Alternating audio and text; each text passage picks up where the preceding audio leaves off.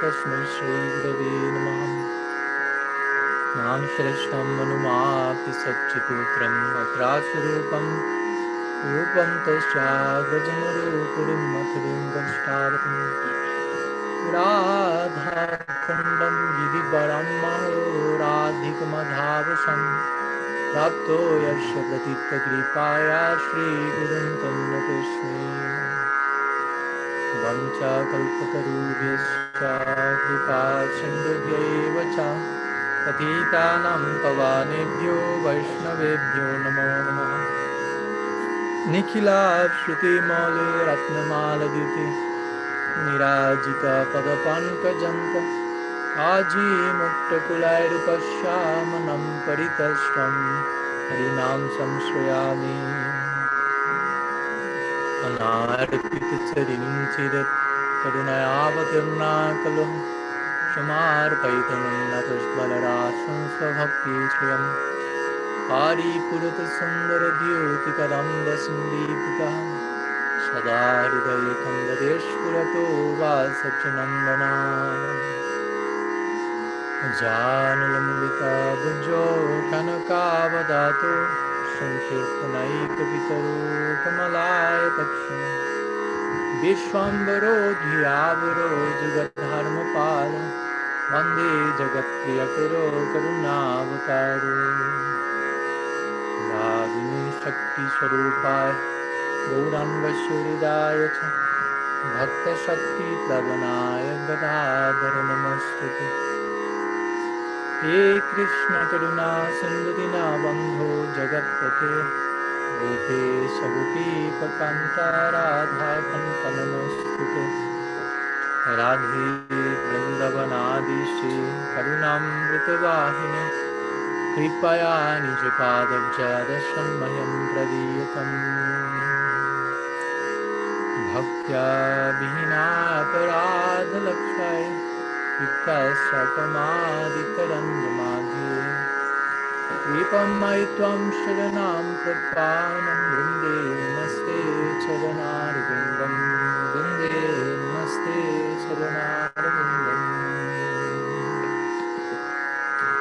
Srila Gurudev Ki Jai, Sriman Mahaprabhu Ki Jai, Shri Harinam Sankirtan Ki Jai, Shri Radha Damodar Ji Ki Jai, Gaur Bhakta Vrinda Ki Jai, Gaur Pramananda Hari Hari Bo. It's possible to open some part to let some air enter or there? Yeah. Thank you.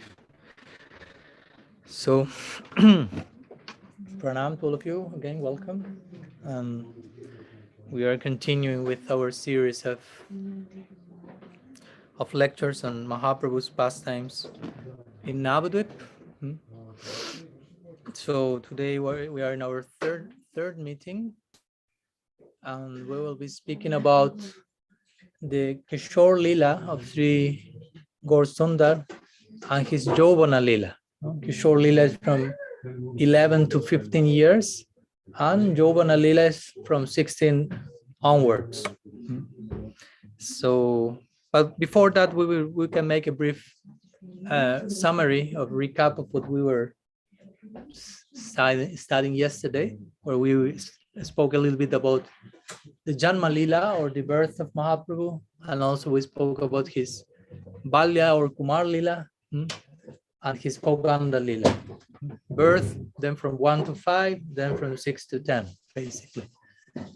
And in that context, we also spoke, in the first class, we spoke about the main reason for Mahaprabhu's descent, which was to taste the mood of Sri Radha. And now, well, speaking about Gaur Purnim, or the birth of Sri Chaitanya, we spoke also about the secondary reason for his descent, which mainly established the Yuga Dharma, Harinam Sankirtan in this Kali Yuga.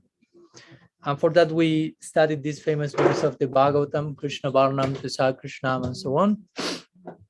And we mentioned how before his appearance, Mahaprabhu somehow made the arrangement for other devotees to appear before him, his seniors, like his Guru, Madhavendra Puri, Param Guru, Ishwar Puri, and so on.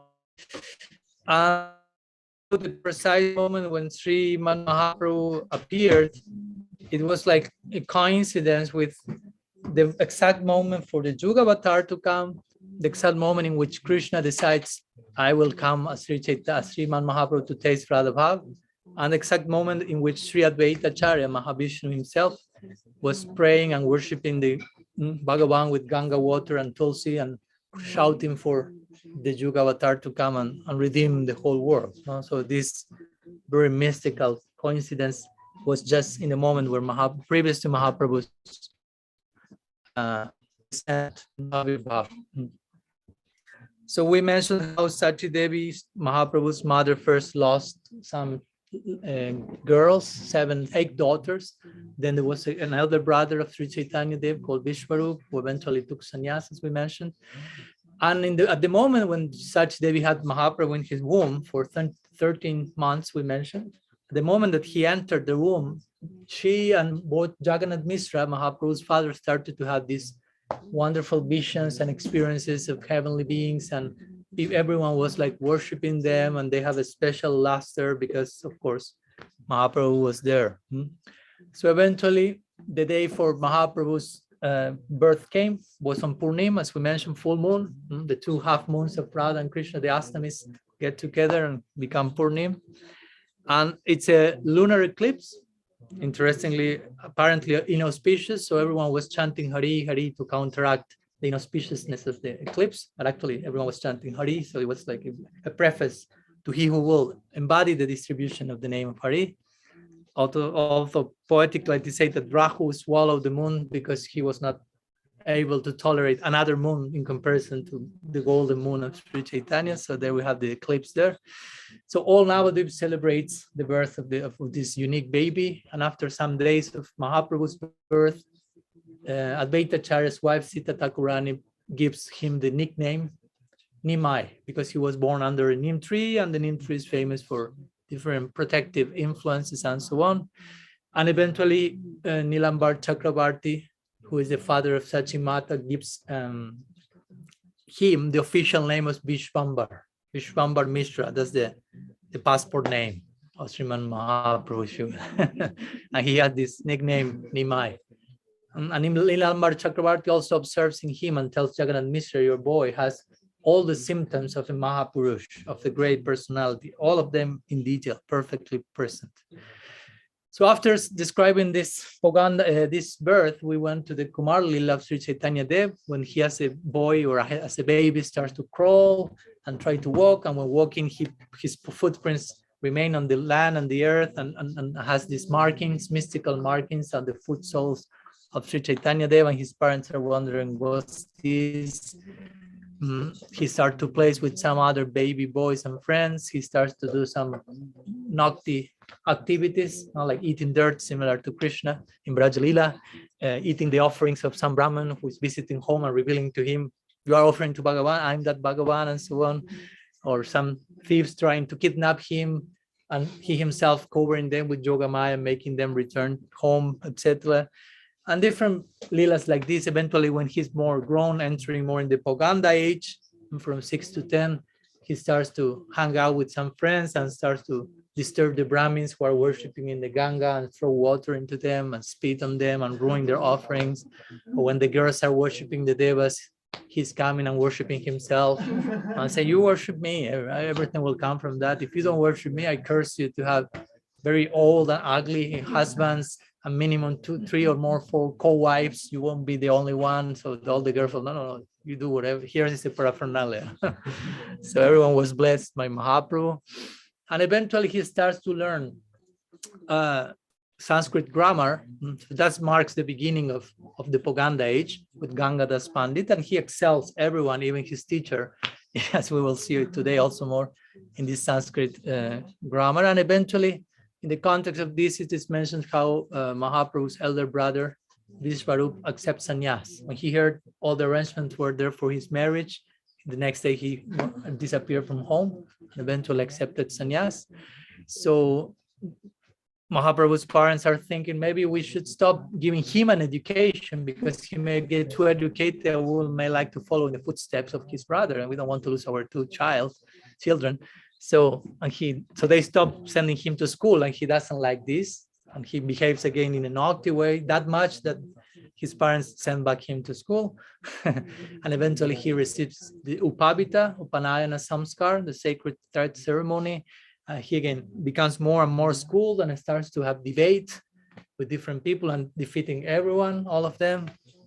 But eventually also it is mentioned how Jagannath Mishra passes away from this world, and Mahaprabhu Nimai starts to take more responsibility at home, being himself alone with Sachi, and eventually he gets married with Lakshmi Priya. That was the last thing we mentioned yesterday, when he gets married with his eternal consort, Lakshmi Priya. So today we will continue with the next age of Mahaprabhu, the next period of age. We finish in Poganda, which is from 5 to 10. So today we will see again Kisora-lila, which is from 11 to 15, and then Yauvana-lila, which is from 16 years onwards. So let's, 1 second, there's some insect here. Okay. So it is said that from 11 years, Nimai starts to give Sanskrit classes. So you can imagine he was pretty good at that. You generally at 11 years are not even a good pupil. No? So he was given classes himself. So that's the beginning of his Kishore age. Nimai as a teacher, Nimai Pandit. Now the title Pandit starts to make much more sense and to appear much more connected to the name Nimai. So again, he was so brilliant as a Sanskrit teacher that all his students were like, flabbergasted, dumbfounded, like, wow, totally. And he was defeating many scholars around the town. So he was gaining reputation as a Pandit. So, but at the same time, he was very kind and loving with everyone. So everyone loved him, even though he defeated everyone, basically. Even the ones who were defeated were charmed by his behavior and so on.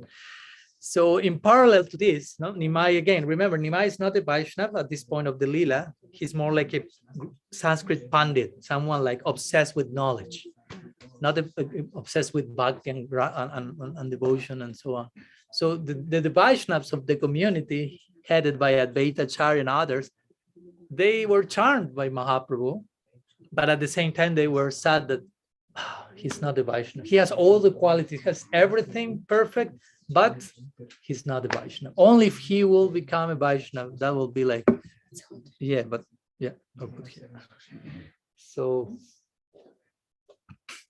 they were always lamenting why he's not a Vaishnava. Will he become a Vaishnava? When that day will come? If he will become a Vaishnava, the whole world will, who knows what will happen to the whole world.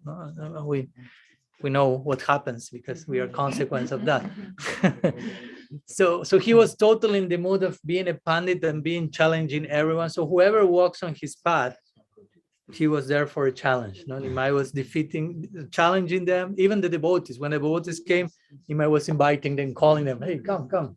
And trying to enter into debate. But the devotees didn't want to enter into those debates because they felt this is not a devotional debate or talk. It's just on the level of Gyan, and we don't want to lose our time in that. We want to be absorbed in Harikatha. So the devotees were like covered their ears and just ran when Nimai was run after them and come. I have some points to discuss with you and so on. One day it is said that he was running after Mukunda, who is will become one of his main associates in the unfolding of the Lila. And Mukunda is running, just escaping from here, not wanting to lose his time in useless logic and debate without bhakti. And Mahaprabhu is saying that for how long you will run from my grasp, basically. At one point, I will become a Vaishnava, and then you will see which type of Vaishnava I will become. I will be the best Vaishnava. So also the devotees were thinking, a Vaishnava doesn't speak like that also. So he's beautiful, he's charming, but he's so much in knowledge, and now he's proud, saying this type of things. My gosh, no. So at the same time, the condition of that moment is that many people were criticizing the devotees. We see that's always there somehow. Obstacles are there. No, maybe criticizing them, saying they're sentimentalists, they're just singing and dancing, they're lazy, they're just worshiping but not doing certain other things. And many of them were not only Muslims of the area, but Hindus as well, who were following Karma Kanda or something. I'm thinking they're just singing. What's this nonsense? This is not real religion. So the devotees go to Advaita Acharya, who was the leader of the community, and he says to them in a very introspective mood, I feel that something will happen very soon in Navadvipa. Like to, overturn, like to transform the situation. So the beginning of that transformation happened with the visit of Sri Ishwarapuri to Navadvipa. As we will know, Ishwarapuri will become eventually the guru of Sri Chaitanya. Not yet. Here he's visiting Navadvipa, and he's coming like disguised as a Ekadandi sannyas, or as an impersonalist renunciate, like hiding himself, trying to not take the attention of the public. But at the same time, he's showing great ecstatic symptoms. So you can, no matter how much he was trying to disguise himself, the bhava spoke for itself, if you will. So everyone knew who he was. That's my point. He tries to hide, but he shows such ecstasy that everyone could feel, this is Ishwarapuri. He was known already. So Nimai invited him once to have lunch with him. And Nimai exhibited some prem in the beginning stages in connection with Ishwarapuri. And then Ishwarapuri went to the house of Gopinath Acharya, who was other of the devotees in the community. And for some months, Ishwarapuri stayed in Navadvipa. So the devotees were visiting him on a daily basis.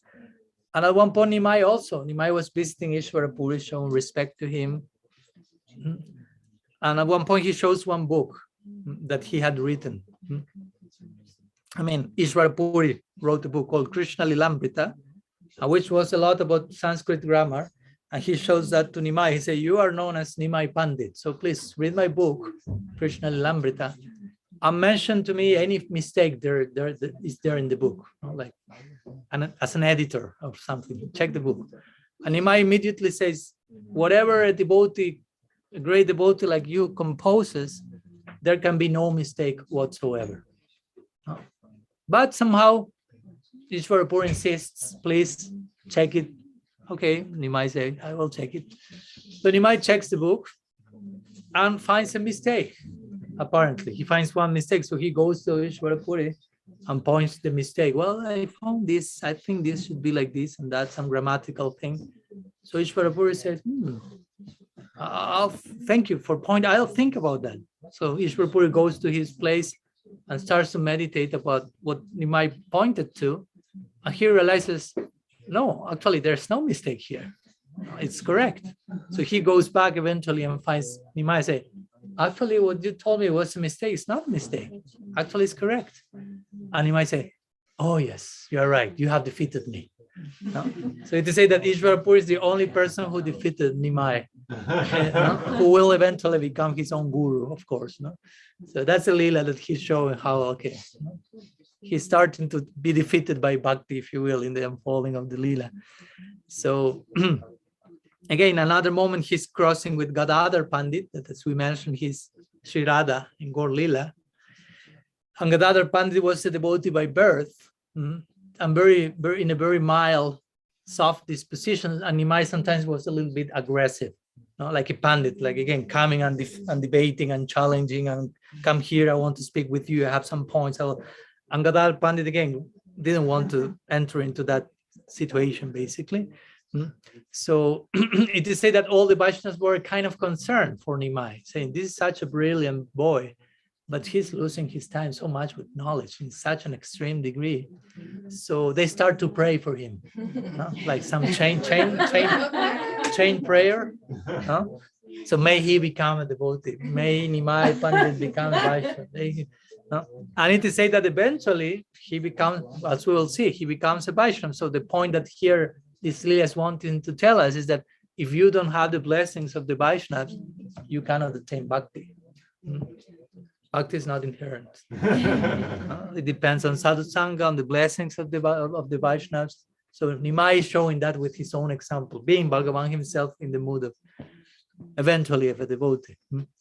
So Nimai starts to have his first ecstatic symptoms, but still he's officially Nimai Pandit. He's not officially converted to Vaishnavism.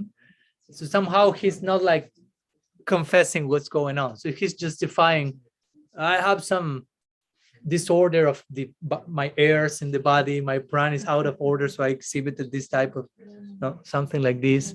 And the devotees were wondering what's going on with Nimai. He's shouting somehow or fainting at times, maybe some spirit is possessing him. They're in the Navadvipa thinking in those terms. Maybe he's sick and so on. And when he awakes from the fainting, the devotees just basically implore him, please worship Krishna, become a devotee. And crying in there, and Nimai smiles, looks at them and smiles, like thinking it's going to happen. It's getting closer and closer and closer. So after this, also the Caitanya Bhagavata especially is describing how Nimai we used to visit different people in Nadia, very very similar to what happens in Kisora-lila, like a, how do you call this in English? A weaver, or like a someone who was selling like fragrances, like oils and things like this, and someone who worked with flowers, or someone who was selling conch shells, different salesman or woman, someone who was selling banana leaves called Abhishek Sridhar, famous associate of and Mahaprabhu will go to all of them and he will ask their respective products. Can you give me one of these? Can you give me one? And when they say, okay, the price is this, they say, oh, but I don't have anything to pay you. And they were like, but I mean, this is how it works. I give you this and you have to give me something. I have anything to give you. But he was so charming that everyone was like, take it, here you go. He will take, and Mahaprabhu would just bless them with his glance. For sure, that was the highest reward and payment they could receive. So this way, Nimai was like visiting all different houses in Nadia and the different shops even, and charming everyone, still not unfolding his devotional character, but already charming the whole town basically. And again, many of them are his eternal associates, as we will see, but all of them are covered by Yogamaya at this point. Nobody thinking in terms we are eternal associates of Nimai, so because they are thinking may he become a devotee. That's the arrangement that Yogamaya is doing. So then it is described how Mahaprabhu, he was married with Lakshmi Priya, his first wife, and they were really exemplary, as they will say in India, Paka grihastas, like very nice grihastas, attending, receiving every visitors, and being an exemplary married couple, and worshiping different personalities who will visit their house, which included demigods and other personalities disguised as humans wanting to have darshan of Nimai. And it is described how Lakshmi Priya was serving Mahaprabhu and was serving Sachi Devi with lots of dedication and love. At that point, Nimai starts to travel. He was a teacher, remember, as a teacher of Sanskrit grammar. So somehow, at some moment, he went to other villages to teach. He did not only had his own school at Navadvipa, but he had some other places he will go. So it is said that in one of these tours he was doing, he kind of delayed more than usual. Sorry, 1 second. And and this was too much for Lakshmi Priya to tolerate. So Lakshmi Priya, Mahaprabhu's first wife, died in separation of Mahaprabhu. And sometimes the Shastras say she died bitten by a snake. And sometimes the Acharya will say, well, that snake was the snake of separation from her beloved. So it is said that when Mahaprabhu, who was still outside of his house, received the news of this, he returned to give support to Sachi, who, again, you can imagine, she lost first his child, 8 daughters, then Vishwarupa accepted sannyas. Now then her husband died. Now Nimai's first wife died. So it's one after the, and her only child is outside home. She's just herself bearing with the whole situation. So he returns, and he stays home supporting her mother and continuing with his teaching, but more locally, having many admirers and many followers that were really charmed by his capacity. To say that whoever will study with Nimai for 1 year become a pandit himself or herself. So Sachi at this point was feeling, I would like to see my Nimai married again, because I mean his marriage was like a few years and he was so young. So she was feeling in her Vatsalya, she projected this need into Nimai. So there is Vishnupriya manifesting, which will be Mahaprabhu's second wife.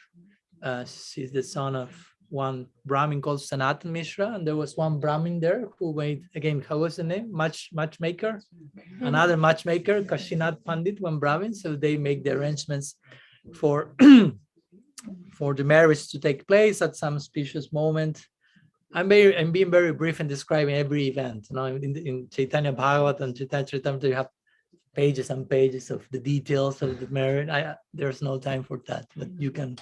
All this is just a trailer, so you become tempted to go to the detailed descriptions in Shastra. So in this way, Nimai was married with Vishnupriya. So both Lakshmi Priya and Vishnupriya are manifestations of Bhagavan Sarup Shakti. You to say the Lakshmi Priya is one aspect of that called Sri Shakti, and Vishnupriya is one aspect of that called Bhu Shakti, Bhu Devi, connected to the earth as well. So then after this, Caitanya Bhagavata of Vrindavan Das Thakur gives a very detailed description of Haridas Thakur.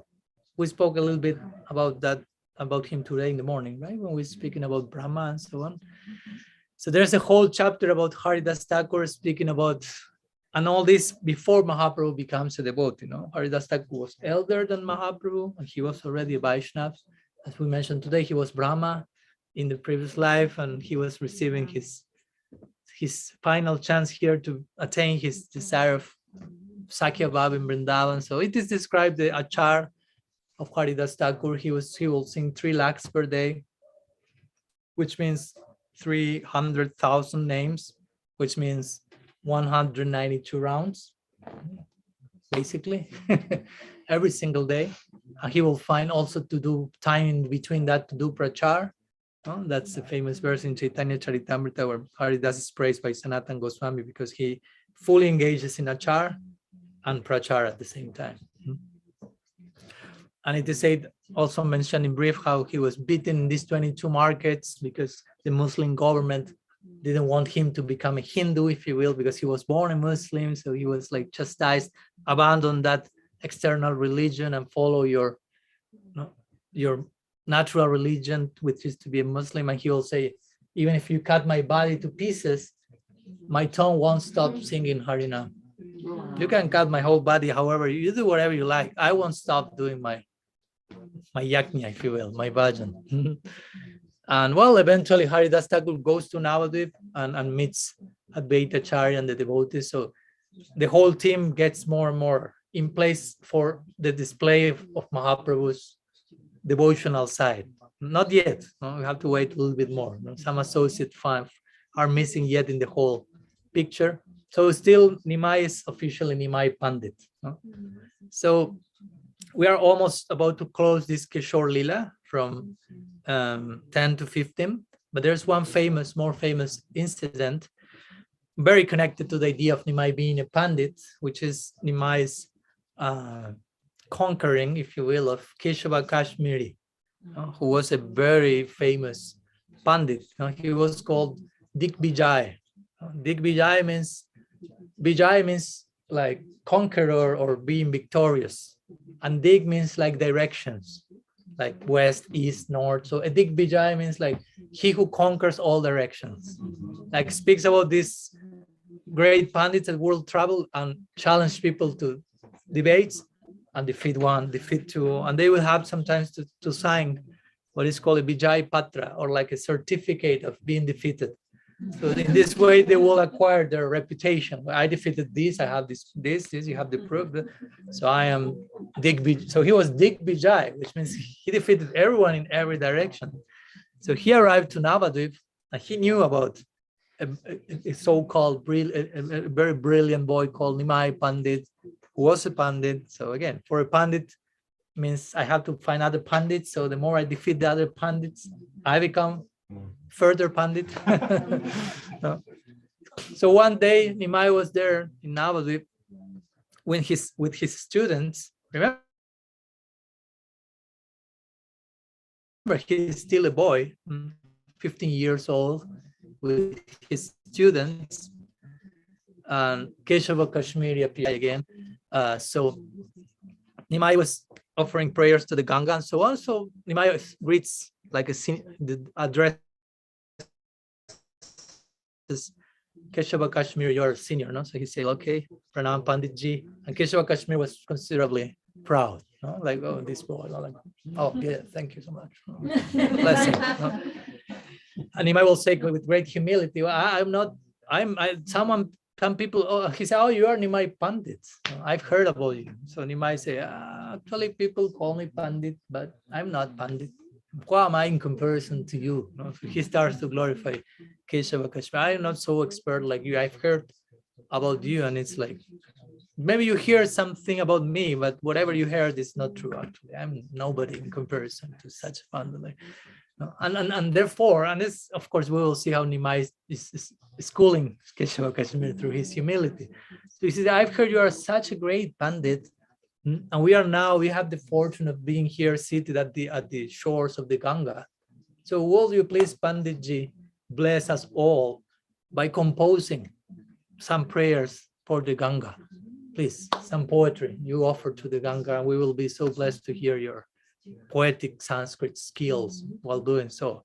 Also, at this point, Keshava Kashmir was like, like this Michelin.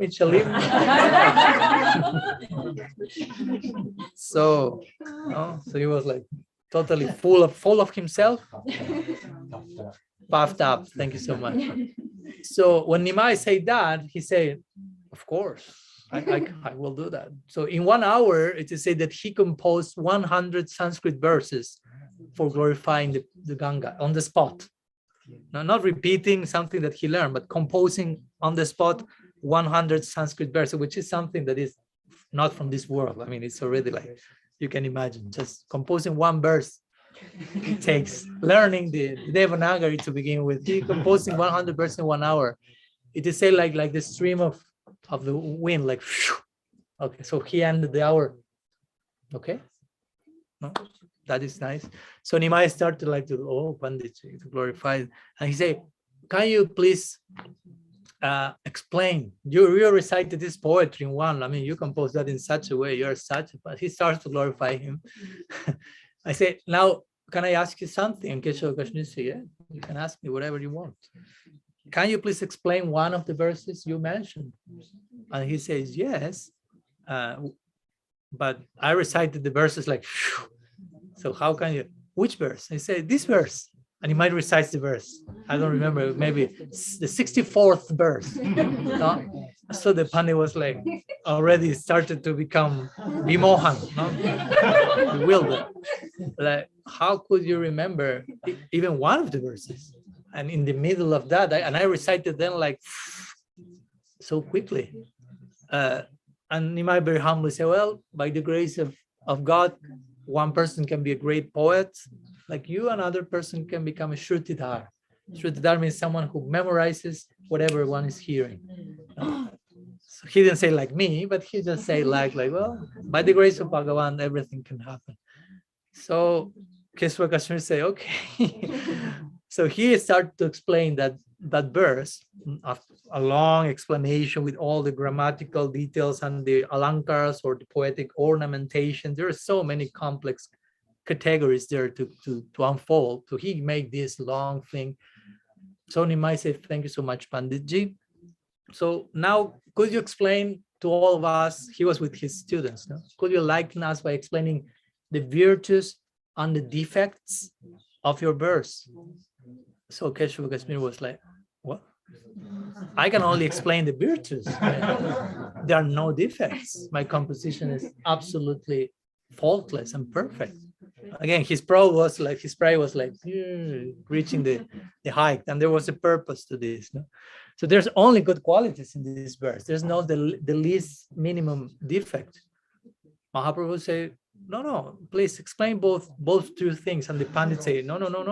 Who you are, little boy? You are just ignorant of real ground. So he started kind of insulting Nimai. Who do you think you are to tell me that I have defects in my poetry and so on? You don't understand anything about Sanskrit grammar. So Nimai very humbly started to point, well, I see these, and I see that, and I see the, and he started to mention all these different defects. And saying because of these defects, the composition is lost, basically. The virtue of the composition is. So at this point, Kesava Goswami is totally overwhelmed, realizing actually those were defects, but he was not able to say anything in counter-arguing whatever Nimai was saying. So he became totally dumbfounded, and he felt Saraswati. He will worship Saraswati, the goddess of learning. She was his Istadev. So he felt Saraswati is somehow angry with me. She's not giving me light in this moment. She's not assisting me, and I'm just without knowing what to do. And I have been defeated by this little boy. So you can imagine he was on the top of the mountain of pride, thinking I'm the greatest of the. And in 1 minute he was down on the floor, thrown there. So actually, it is said that Saraswati herself made the arrangement to make Kesava Goswami compose that verse wrongly. No, usually he wouldn't do that, but Saraswati made him make that mistake. And then Saraswati covered Kesava Goswami not being able to say anything when Nimai was pointing to all the things. So it is said that at that point, all the students of Nimai started to laugh at Kesava Goswami. But Nimai said, no, do not do that. That's not correct. Because he was humiliated, basically. He was totally destroyed. He said, no. And actually, Nimai tried to console, you say. The Pandit said, this type of mistakes happen, these things happen. Mistakes are found even in greatest authors and poets. So please do not be depressed or discouraged. It's part of life. So you can come tomorrow and we can continue speaking. So at that point, you can imagine how Kesava Goswami is returning back to his home. And he starts to praise Saraswati, his Istadev, what happened? Why this did happen? You always assisted me, you always enlightened me, and I need to solve this mystery. So at night he was going to sleep. He couldn't have stopped thinking about the whole situation. So it is said that when he finally went to sleep, Saraswati reveals to him in a dream and says, that person that you worship me, but that boy that today defeated you, he's my worshipable deity. Wow. And he shows how Nimai, the little boy, is actually Bhagavan himself and the source of all avatars and so on. So Kesava Goswami was totally enlightened by Saraswati herself. So next day, of course, the Digvijay, Kesava Goswami goes and surrenders at the feet of Nimai Pandit. In the context of being a Pandit and debate, still we are not in the devotional chapter, but somehow Kesava Goswami was freed from pride and so many other faults by the grace of Nimai. So that's the end of the Kisora-lila of Nimai Pandit, from his 10 to 15 years. So next we will continue with the Bhavuk Nimai, we will call, or the Yauvana-lila. Yauvana-lila, which is from 16 onwards. And at this point, Nimai won't be called any longer Pandit. Of course, he remains being a Pandit even in the real sense now that he will become a devotee. But sometimes he's called Bhavuk Nimai. Bhavuk will mean someone immersed in bhava. As you have sadhaka, who is in sadhana, you have premika in connection to prem, you have bhavuka in connection to bhava. course, the bhava that Mahaprabhu is showing is not only the bhava that comes before Prem. It is the bhava, Mahabhav Swarupini, Sri Radha's mood. So, but this stage is called Bhavagnimaya and corresponds with Mahaprabhu's Yauvana-lila, which is from 16 onwards. And of course has to do with his official conversion to go to Vaishnavism. Not Gaudiya Vaishnavism, because he himself is the beginner of Gaudiya Vaishnavism. So one day it is said that Nimai is traveling on pilgrimage and he goes to a place called Gaya. Gaya, very sacred place in India, when there are a lot of feet of Vishnu can be seen there. And he goes there, very sacred, well-known place of pilgrimage, and he starts to show very ecstatic symptoms while having darshan of these feet. And then there he meets again Ishwarapuri. Remember, he went to Navadvipa, and now Nimai is going to Gaya, and Ishwarapuri is there.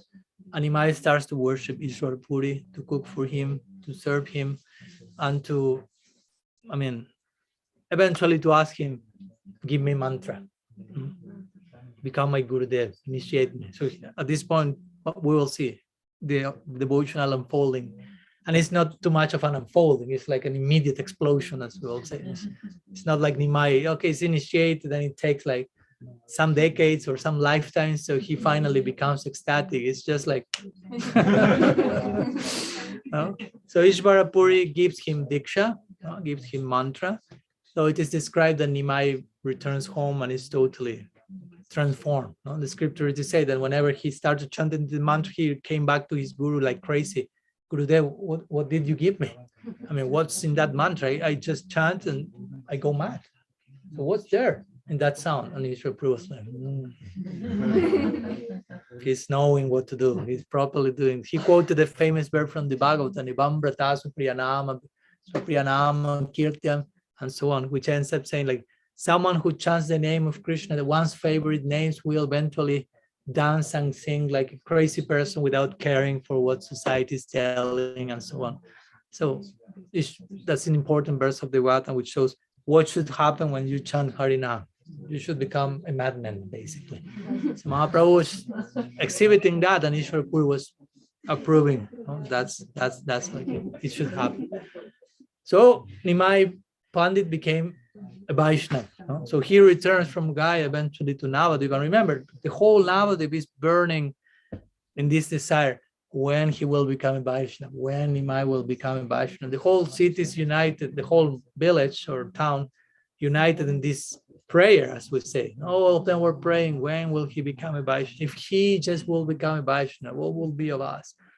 And their prayer becomes true. Nimai Pandit became a Vaishnava. The news started to spread very quickly, even before Nimai is coming back. Some rumors, you say, Nimai Pandit has become a Vaishnava. Like, what? So try to imagine, try to enter. Again, all these narrations, as we mentioned, that they are not just for us to witness, but to witness, okay, this is happening, but to try to participate in that, try to connect emotionally, make a bond with this. One of the inhabitants of Navadvipa, we want to be one of them. So, Nimai became a Vaishnava. So again, he went from Gaya. Before returning to Navadvipa, he visited some other places of pilgrimage, and some of his students were with him. So they started like to witness all the symptoms of Prem that Mahaprabhu was showing. And eventually he returns to Navadvipa, and he starts to share his conversion with his associates, basically, and crying extremely. Again, as I mentioned, it's not like, okay, now I'm chanting my rounds, I'm struggling with my mind. I'm distracted, I have to be concentrated, I have to follow the regulative principle. It was not that like that. He was not able to finish one syllable of Srinama, he will pass out, and this type of standard of sadhana, if you will. As my Guru Maharaj said, once someone said, Gaur-lila doesn't seem that exciting, because you don't find that intrigues and romance and things that you have in Braja-lila and all these things, situation and hiding stuff. So Gaur-lila doesn't seem that much of a wow thing. But my Guru Maharaj said, are you sure? Because imagine, I mean, whatever, all the devotees here are chanting, and the Shastra is saying, if you just chant one name, you pass out. If you associate with devotees only 1 second, all perfection can come. Of course, we do not experience that because we are not doing that fully perfectly, but there in Nitya now, all those things that are said in Shastra are actually happening. Everyone chants half a syllable of Srinam, everyone is crying and passing out. They associate for a minute, all of them are rolling on the ground in ecstasy. So that's not exciting enough, basically, no? So it is said that Nimai comes, and again, he's initiated, he began officially his devotional chapter. He's totally ecstatic and crying in separation and calling Krishna in the mood of Radha. And on one side, his devotees are so happy, but also they are like concerned, like, because he's a devotee, but he's like too much of a devotee. Extreme symptoms. So they were like concerned why he's crying and he's not stopping, he's crying. And he's fainting and he's rolling on the ground. So I mean, yeah, we wanted him to be a devotee, but this is like, so all of them were so affected that also eventually that became like contagious, like epidemic. So he will cry, all of them will cry along with Mahaprabhu. He will faint, all of them will join him in the fainting. And in this way, divine empathy started to manifest between the Lord and his associates. So Mahaprabhu at this point, he's visiting devotees and he's starting to speak to everyone about the glories of bhakti, supremacy of bhakti, and the chanting of Sri Nam. And again, he still is continuing teaching Sanskrit grammar, but the teaching is very unique at this point. He's totally converted and he cannot teach Sanskrit grammar normally. So he will start to teach all his students how every Sanskrit verbal root, which is called dhatu, all of them are connected with names of Krishna. So he starts to explain in Sanskrit grammar everything in connection with Krishna Nam, totally obsessed and absorbed with Krishna, everything converging in Krishna Nam, Krishna Nam, Krishna Nam, Krishna Nam. Every word of the alphabet first is a name of Krishna and then means something else. No? And of course, he knows how to explain that. It's not that he's just crazy and saying nonsense. He's supporting all his points, and all the students are like, "What's this?" So the students are like charmed, but also like confused. Like, this is not a normal class of Sanskrit. This is a particular. So they go to Gangadas Pandit, who is Mahaprabhu's own teacher in Sanskrit. And he goes to Mahaprabhu and telling, well, the students are saying this, but Nimai is just like, it's impossible for him to do it differently now. He has been converted again. He's seeing Krishna everywhere. So if you are seeing Krishna everywhere, you cannot ask, please do not see Krishna there. No?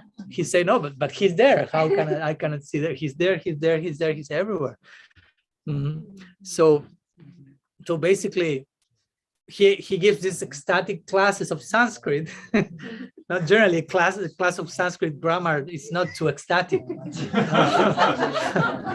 It's not too tasty, and it's more like you have to to process all these dhatus and the different sandhis and so many things there. So Mahaprabhu gives all this class like in trance. And at the end, he kind of returns to external consciousness and asks his students how it was the class. like basically, what did I say? Was it okay? I was, and the devotees were like, I mean, what do we say? I mean, everything was incredible, perfect, but at the same time, it was not that of much of a Sanskrit class any longer. It's something else. So Nimai realized, I cannot teach any longer. I mean, I cannot continue with this. It's too much, no. So he said to his students, please go wherever you may like to go and study Sanskrit in some other place. But they were also in love with him. You know? Whatever we learn from you. And now in this particular stage also, we want to keep learning from you in the new way you are also now teaching us. So that's when Nimai tells him, okay, so stop learning Sanskrit, basically. Leave all your studies and immerse yourself in Krishna now. That's my new teaching now. That's my new lesson. And of course, all of them are his previous associates. So it's a natural connection among them. So then it's how Mahaprabhu starts to instruct them about engaging Sankirtan, and the whole town of Navadvip, or most of the town, officially joins the official beginning of the Sankirtan movement, that is taking place at this moment. To say that actually the very first Sankirtan was not that much like equipped with mridangas and kartals, but it was basically Nimai sitting there and all his associates surrounding him, and Nimai started to speak about Krishna and crying and crying. That was the first Sankirtan, basically, and that's the essence of Sankirtan, basically, to cry for Krishna. So he will cry, and all of them will cry. No need of mridanga, non-kartal. Tears were there. That's a necessary ingredient. But after crying and speaking about Krishna, it is said that when Mahaprabhu and his devotees will get together and for Harikatha, the Harikatha became so much like condensed and more condensed and more condensed, that at that one point, Mahaprabhu was not able to tolerate any word apart from the name of Krishna. No? So all his Harikatha will get more and more condensed to the point of just Krishna, Krishna, Krishna, and then the Kirtan will start. All the names of Krishna. So that's how the class always ended in Kirtan, if you will, but in a natural way, not like, okay, class is over now, let's do Kirtan, give me the mridanga. Not in that way, but just the conversation reaches such heights of condensation that only the name of Krishna remained at that point, and everyone was just calling Krishna and crying and so on. So that's idea, that our Harikatha becomes so condensed that only names of Krishna remain there. And of course, after some time, we will continue with Harikatha, trying to explain or expand on that Kirtan and going back and forth from Harikatha and Harikirtan. Once Prabhupada Bhaktisiddhanta said that, he said, you cannot as you cannot separate Krishna from Sri Radha, they are eternally one and united. You cannot really separate them. In the same way, you cannot separate Nam and Harikatha. Nam is connected with Krishna. Krishna is not different from his name, and Harikatha is connected with Sri Radha. She's the best speaker of Harikatha. So as you cannot separate Radha and Krishna, you should not separate, and you cannot actually, even if you try, separate Harikirtan from Harikatha. So it's very important to understand this, how one thing will be naturally connected with other. So Mahaprabhu is showing which type of kirtan will take us to the goal. It's kirtan, but Harikatha. Sometimes devotees, it's nice that you get together for kirtan only, but ideally it's important also to complement the kirtan with Harikatha. That's what Mahaprabhu is teaching here. So there is some benefit if you get together for kirtan, but if Harikatha is interwoven, how do you say, with that, it's full benefit there. So interestingly, in Gaur-lila, all this, as we will see, and as we are seeing already, everything revolves around kirtan. Basically, all of the devotees are to go to Krishna-lila in their respective identities through kirtan as well. So that will be natural in the unfolding of the lila. The role of kirtan is starting to be established here. So again, Mahaprabhu is fully converted now. So he closed his school of Sanskrit and he opened a new school now, Sankirtan school at Srivas Sangam, in the house of Srivas, in the courtyard of Srivas. Not yet now, but in some moments, they will start this doors, you say locked doors, only some private intimate group starts to, which is the parallel of the Rasa-lila in Vrindavan. The parallel lila to the Rasa-lila is the Rasa Sankirtan in Srivas Sangam. So again, Nimai became a Vaishnava. Everyone gets totally enlivened with that. Now, because the devotees were having some difficulties, as I mentioned, in the society at that time, some opposition was there, but now Nimai became a Vaishnava. They felt like, now we can conquer the whole world. There's no, with such a member in our crew, there's no obstacle. So, but again, his Vaishnavism was too much.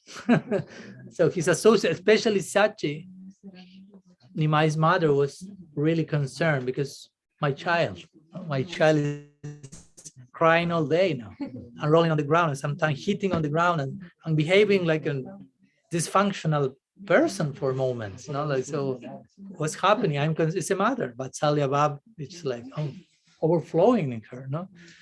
Mm.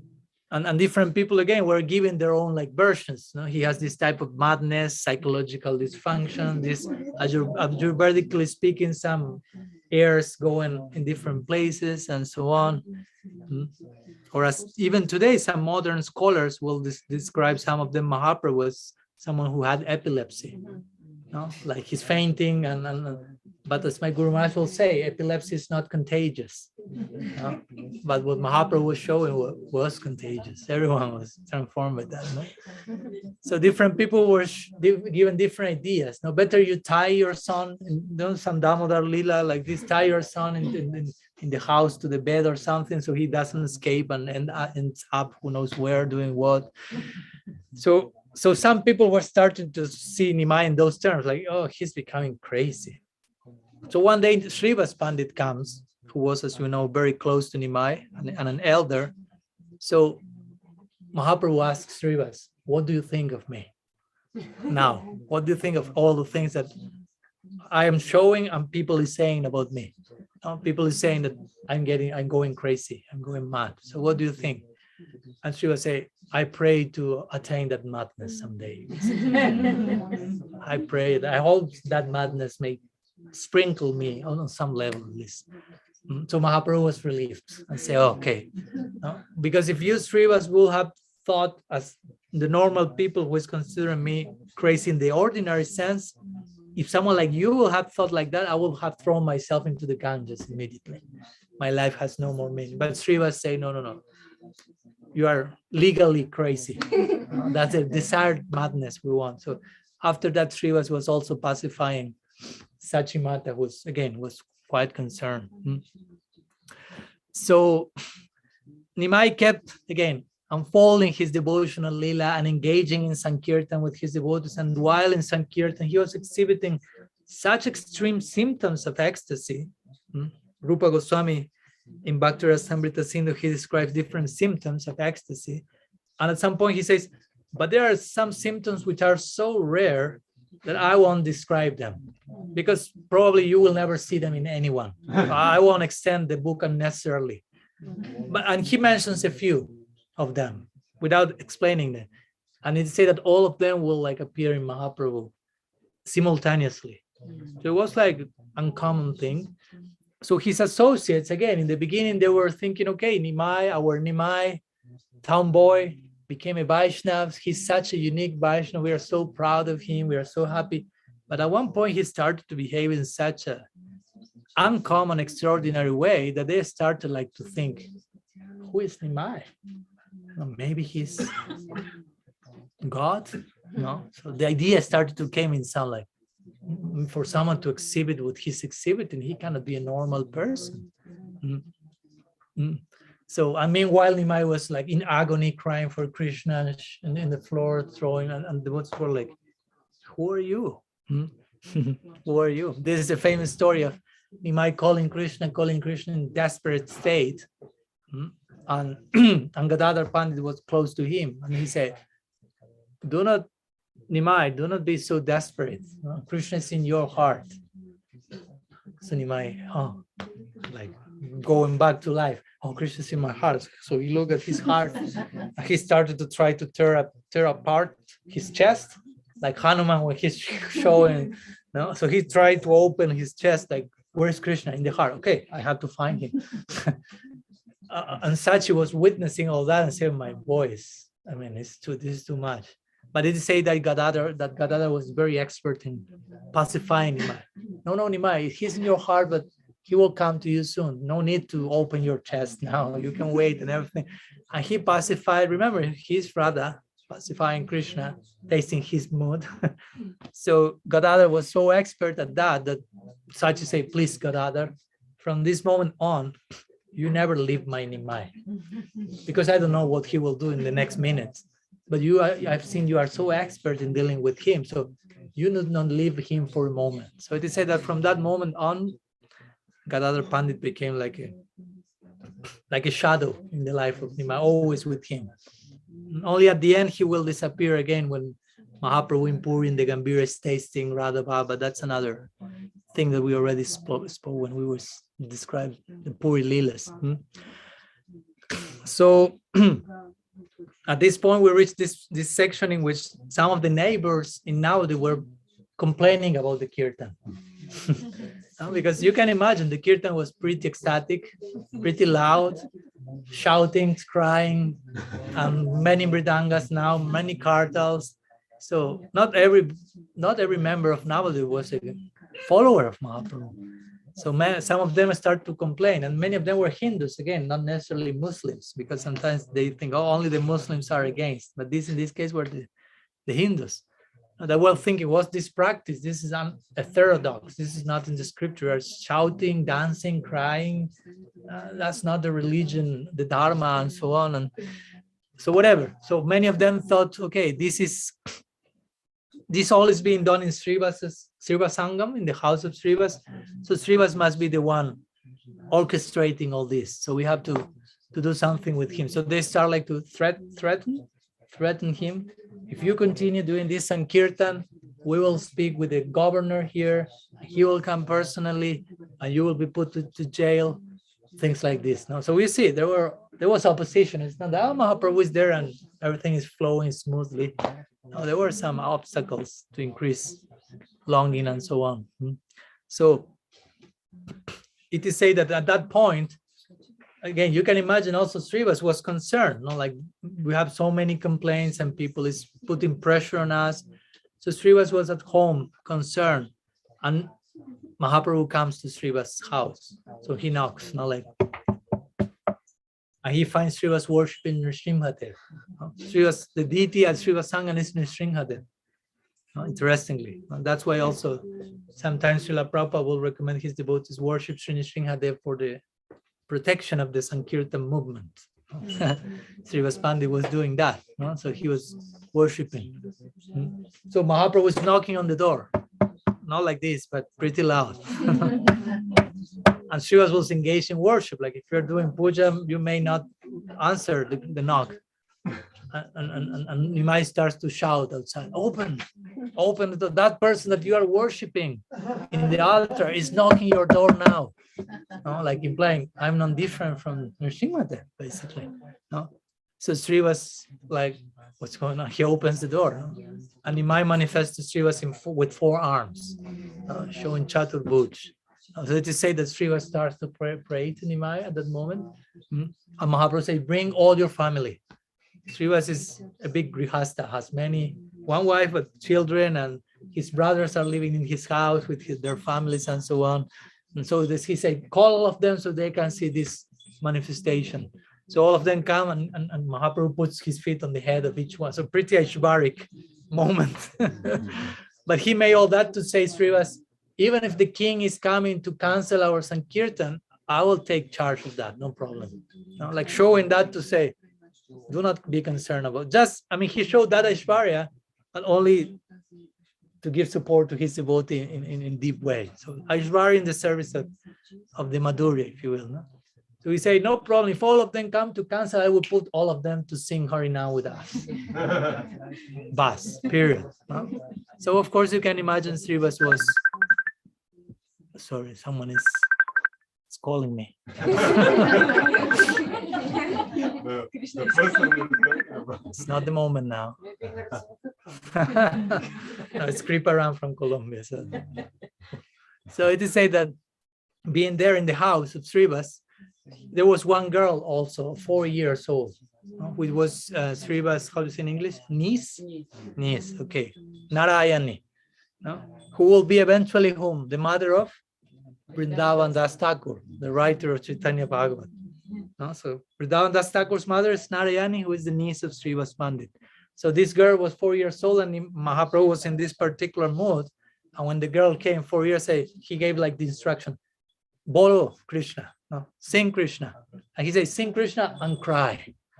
So if you can imagine, if he gives that empowerment, the girl fall on the floor and start to sing and cry and roll on the ground in ecstasy. So after all that, Nimai kind of returned to his normal mood and say to Srivas, now you are down, you feel supported now? No? It's okay, all fear dissipated now? But please do not reveal this incident to others. No? Keep it confidential. And he returns to his house. You can imagine Srivas, how he slept that night, if he slept at all, basically. No? And now we will see how gradually this Ashvara starts to unfold, and there will be a different pastime with Mahaprabhu showing his Bhagavan side, if you will. This is mostly narrated in Caitanya Bhagavata, as we mentioned. It gives more that shows that side of him. So on another occasion, in this similar line, Mahaprabhu, it is said that once he was hearing some glorification, some praise to Sri Varahadev, the boar avatar. So it is said that he heard that praise in the house from Murari Gupta. Murari Gupta is the writer of the first biography of Sri Chaitanya and an expression of Hanuman in Gaur-lila. So it is said that Mahaprabhu went right into the house of Murari Gupta and adopted the form of a boar. He appeared as Varahadev in front of Murari Gupta. And he took like a earth pot, like if it were the planet Earth, and put on his tusks, no? And he told Murari, worship me. No? So it is said that Murari started to offer prayers and glorify that unique form. And then Mahaprabhu told him, again in that mood, no? I mean, even sometimes the Vedas are joking about me because saying Bhagavan has no form, Bhagavan has no qualities, he's nirguna. And there's one Mayavadi called Prakasananda Saraswati who is mutilating my body because he's preaching that there's no form, the absolute is formless and all this. So in ecstasy, who is establishing this personalistic doctrine. No? Bhagavan has form and many forms, as I'm showing you, this form and that form and that form. So in this way, Nimai was showing this side of him, this Aishvaric divine side, and revealing himself to each one of his associates, one after another. And themselves were realizing, like my Guru Maharaj likes to say, no? At one point of the Lila, Nimai behaves in such a way that everyone starts to wonder, maybe he's God. And then the next question is, but if he's God, where are his associates? Because Bhagavan never comes without his associates. And then eventually they realize, we are his associates. And they kind of found themselves in a new Lila. Try to imagine what must it mean, that experience. Where are his associates? Oh, I am Hanuman in this Lila now, and now this and now that. So in this way, they were awakening to that reality in the unfolding of the Gaur Lila on earth. And with all these new insights, they were taking newer strength to engage in Sankirtan despite all this opposition that was coming. So at this point, almost all the associates of Mahaprabhu were there with him. The whole team, if you will, was complete, with the exception of an important figure. Sri Nityananda Prabhu was still not there in Navadvipa. No, we have not mentioned him basically. So you were wondering, where is Nityananda? Where is Nityananda? So I need to say that at this point, Mahaprabhu was feeling intense separation from him. Because again, Nityananda is Balaram, eternal associate of Krishna. So even though he's not appearing in the Lila, they are eternally bound. So Mahaprabhu was experiencing great necessity of meeting him in this particular Lila. So in Caitanya Bhagavata, this is described a little bit, the background of how Nityananda arrived to Navadvipa. So he was born, his father is called Hadai Pandit, his mother is called Padmavati Devi. So it is said that Hadai Pandit never allowed Nityananda to go too much out of the house because of fear of that he may leave, because he showed this nature of total lack of interest for worldly things and so on. And eventually one sannyasi came to their house, and there's this custom in India, even today sometimes, the sannyasi comes to your house, and after the visit, the householder offered dakshina, like some donation. What do you want? Sometimes sannyasi may say, I want your kid to accompany me. as a servant, and I will train him and so on. And you cannot tell no. Of course, there is a whole culture there. So for us, it may sound like cruel or weird, but you try to go beyond the cultural baggage that each of us have. No? So the point is that Nityananda was given as a child to this sannyasi. Some of them say it was Madhavendra Puri, some different versions. So then Nitai, after that, he made a long pilgrimage. So eventually the news came to him. Gaura Sundar manifested his Sankirtan Lila. No? Like he was doing pilgrimage and waiting for the devotional chapter of Nimai to appear, so he will appear at that moment, basically. So it is said that when he hears, okay, Mahaprabhu started Sankirtan Lila, he goes now. But he doesn't go directly to Mahaprabhu. He hides in one place, in the house of Nandanacharya. You can go now and bring to that place called Nandanacharya Bhavan. That's the place where Nityananda arrived to Navadvipa. And he waited there for some moments, trying to make the point. He's a pretty mysterious person, not easy to approach and to understand. Avadut. And then it is said that Mahaprabhu starts to give a prediction. You say prediction? He says, like, I have a dream where this great personality appears asking everywhere, where is the house of Nimai Pandit? Where is the house of Nityananda? No? Nimai was seeing this dream. Nityananda is asking, where's the house of Nimai Pandit? Where's the house? And Nimai in the dream is asking, when they meet each other in the dream, Nimai asked Nitai, who are you? I said, I'm your brother, basically. And tomorrow we will meet. And the dream was over. So Mahaprabhu walked like, okay. So it is that Mahaprabhu, by speaking about Nityananda, which is not different from Balaram, he himself, Mahaprabhu, enters into the mood of Balaram. We will see these moments. No, Mahaprabhu entering in the mood of Nrsimha, Varaha, in this case Baladev, and he starts to ask, shouting, Baruni, Baruni, no, which is the beverage, the wine, like Balaram. Balaram has his drunkard side, transcendentally speaking. No? So he enters into that bhava for a moment, and after some time he returns to his external consciousness, which is never that external. But and then again, Nityananda said, we will meet today, because he had this dream the last night, so that was the day of the meeting. So Nityananda asked Haridas Thakur and Srivas Pandit and said, go and find Nityananda. So they went to the hall of Navadvipa and started to do the research.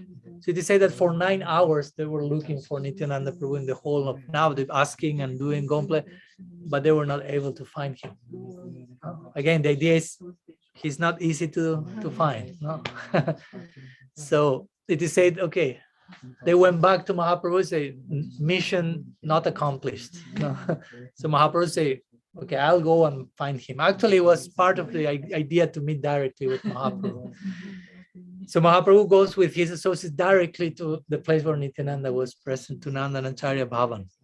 So it is said that when they meet Nityananda, and Mahaprabhu and all they have the first darshan of Nitai, all become like astonished, like paralyzed, just seeing him, just having the darshan of Nityananda, who was sitting and lost in thoughts of Mahaprabhu, totally ecstatic, and everyone was like, I mean, all of the associates of Mahaprabhu were pretty special already, but Nityananda Prabhu is a pretty special personality. And remember, Nityananda Prabhu is an avadut, so someone who does not behave according to standard norms. And Mahaprabhu is constantly trying to make that clear, that despite his unorthodox behavior, he's to be worshipped and revered by everyone. So we will see how at every step he's trying to secure this. So in this moment, when everyone is seeing Nityananda and wondering who is this personality, Mahaprabhu asked Srivas, recite this particular verse of the Bhagavatam, one verse of the Bhagavatam.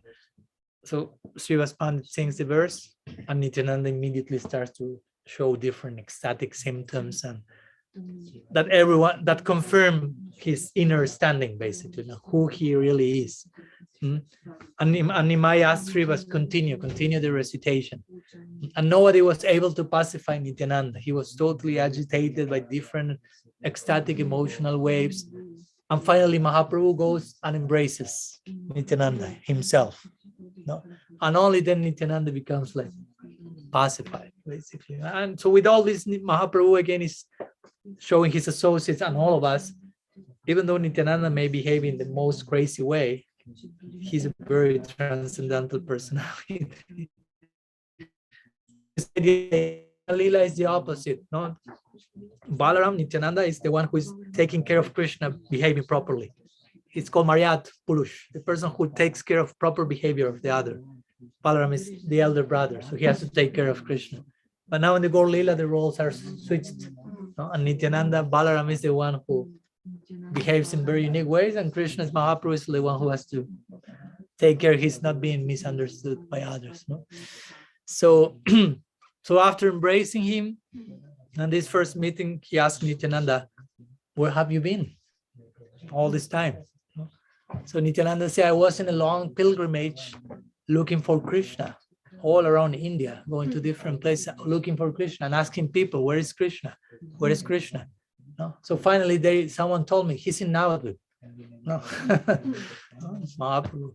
No? So I came here and I'm here. So all the associates were looking this loving interaction between Mahaprabhu and Nityananda, and all of them were charmed. Now they're feeling, now the team is complete. No? So immediately Mahaprabhu, of course, makes Nityananda part of the intimate circle of associates and asks him, okay, tomorrow, according to the Panjika, to the calendar, we are celebrating Vyasa Puja, he said. No? So where we should celebrate that? He's asking Nityananda, who is also Adi Guru, Akhanda Guru Tattva. So Nityananda said, we can celebrate that in Srivasangam. So let's go to Srivasangam and make all the arrangements for that. And all the associates are there and they're witnessing the ecstatic Kirtan of Gaur Nityananda. I mean, just imagine to see Nityananda in Kirtan, joining the Sankirtan Lila.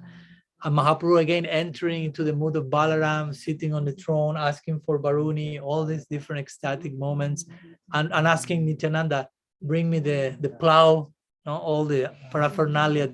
That again is Mahaprabhu being influenced by Balaram himself in the form of Nityananda, and bring the, how do you say, the gada, like the mace, the mace, and bring the plow. And so on. So the devotees were bringing all the things, all this before the day of the Vyasa Puja. And then we will close with a brief description of the Vyasa Puja day, which is very nicely depicted in Caitanya Bhagavata. So Vyasa Puja comes like Guru Purnim, the day of the Guru, basically. So it's Srivas Pandit was like the priest of the ceremony, and Nityananda is like the personification of the Guru, basically. So he's there in the center of the whole ritual.